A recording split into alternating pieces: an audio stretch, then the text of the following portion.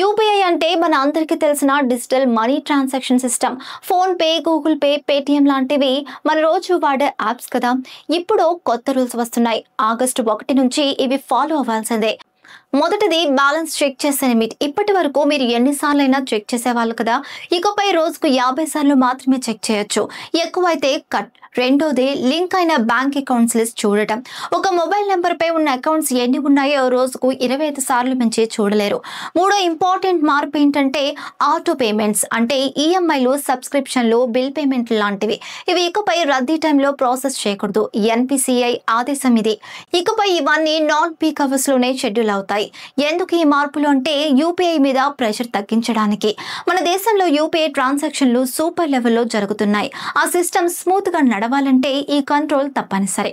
Phone pay, Google pay, Paytm, Amazon pay వాడే వాళ్ళందరూ ఈ రూల్స్ మిస్ కాకుండా తెలుసుకోవాలి.